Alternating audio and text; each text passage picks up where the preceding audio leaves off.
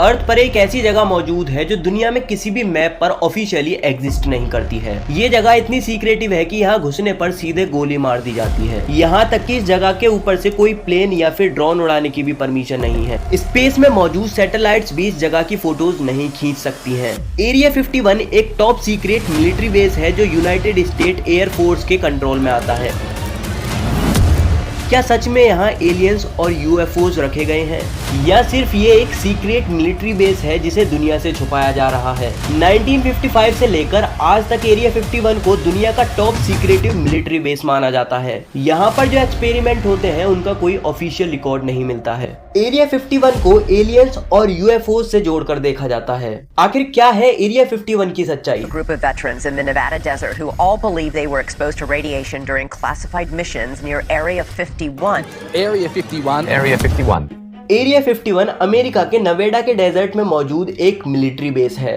यहाँ पर U-2 spy जैसे एडवांस एयरक्राफ्ट और वेपन्स की टेस्टिंग की जाती है। पर कुछ लोग एरिया 51 में यूएफओज को देखने का दावा करते हैं।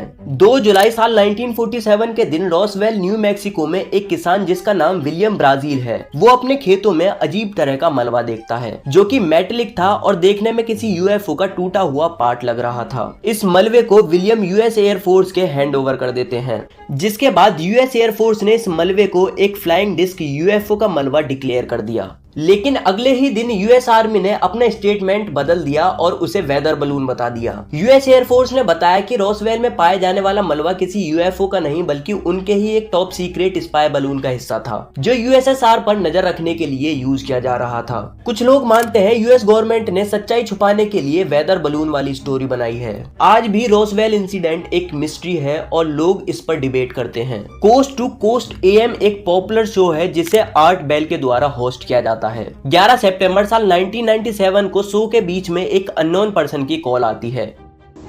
Line, you're on the air. Hello. Hello, Art. Yes. Hi. I don't have a whole lot of time. Well, look, let's begin by finding out whether you're using this line properly or not.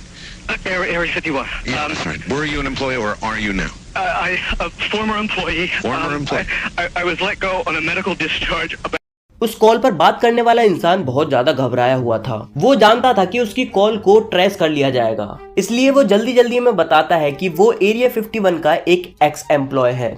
इसके बाद वो बताने की कोशिश करता है कि America दुनिया से कुछ बहुत बड़ा रहस्य छुपाए बैठा है और ये कॉल बीच में ही सैटेलाइट के थ्रू ब्रेक हो जाती है और इसके बाद इस अननोन कॉल और उस इंसान के बारे में कुछ नहीं पता चला। बॉब लजार एरिया 51 में एक साइंटिस्ट थे। बॉब लजार एक पॉडकास्ट के दौरान बताते हैं कि वो एरिया 51 के S4 सेक्शन में यूएफओज पर स्टडी कर रहे थे। You used to work at Area 51. And Area 51, you went like, huh? Well, we want to be accurate. Okay. Area S4. S4. Okay. It's about 15. और इन्होंने यूएफओज की study के दौरान एलिमेंट 115 को डिस्कवर किया। इस एलिमेंट के बारे में इन्होंने बताया कि एलिमेंट 115 एक एंटी ग्रेविटी एलिमेंट है और इंटरेस्टिंग फैक्ट ये है कि उस समय तक एलिमेंट 115 नाम का कोई भी एलिमेंट अर्थ पर एग्जिस्ट नहीं करता था। बाद में साल 2003 में रशिया के एक साइंटिस्ट ने इस एलिमेंट को डिस्कवर किया, पर यहाँ पर बॉब लजार की एंटी ग्रेविटी वाली बात को गलत साबित कर दिया। 1 मई 1960 को अमेरिकी पायलट फ्रांसीसी गैरी पावर U-2 एयरक्राफ्ट से यूएसएसआर में घुसकर उनके मिलिट्री बेसिस और न्यूक्लियर साइट्स की जासूसी कर रहे थे। अमेरिका को पूरा विश्वास था कि यूएसएसआर की मिसाइल U-2 एयरक्राफ्ट को निशाना नहीं बना सकती हैं, क्योंकि U-2 विमान हाई एल्टीट्यूड पर उड़ता था। पर अनफॉर्चुनेटली यूएसएसआर की SA-2 मिसाइल ने अर्थ के सरफेस से ही U-2 एयरक्राफ्ट को मार गिराया। इस विमान के क्रैश होने के बाद इसके पायलट को यूएसएसआर की फोर्स ने जिंदा पकड़ लिया। इस समय अमेरिका और यूएसएसआर के बीच कोल्ड वॉर चल रही थी। इस इंसिडेंट के बाद अमेरिका और यूएसएसआर के बीच तनाव और भी ज्यादा बढ़ने लगता है। अमेरिका ने शुरुआत में एक्सेप्ट ही नहीं किया कि वो यूएस का एयरक्राफ्ट है। उस एयरक्राफ्ट को वेदर रिसर्च प्लेन बताकर टालने की भी कोशिश की गई, पर जब यूएसएसआर ने पायलट और मलबा बरामद किया तो झूठ पकड़ा गया।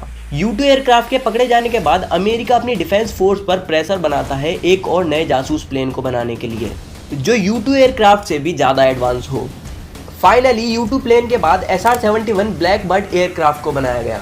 ये एयरक्राफ्ट दुनिया के सबसे स्पीड से उड़ने वाले एयरक्राफ्ट में से एक है। ये लगभग 3540 किलोमीटर पर आवर की स्पीड से उड़ता है और 85,000 फीट तक की ऊंचाई पर उड़ान भर सकता है। इसका डिजाइन और स्पेशल मटेरियल इसे रडार से बचाने में मदद करता था। अमेरिका नहीं चाहता था कि SR-71 के बारे में USSR या फिर किसी भी देश को पता चले, इसीलिए SR-71 की टेस्टिंग को भी बड़े सीक्रेटिव तरीके से किया गया। इस एयरक्राफ्ट की टेस्टिंग ज्यादातर रात के समय की जाती थी और इस एयरक्राफ्ट के ब्लैक कलर होने से लोग इसे UFO समझने लगे।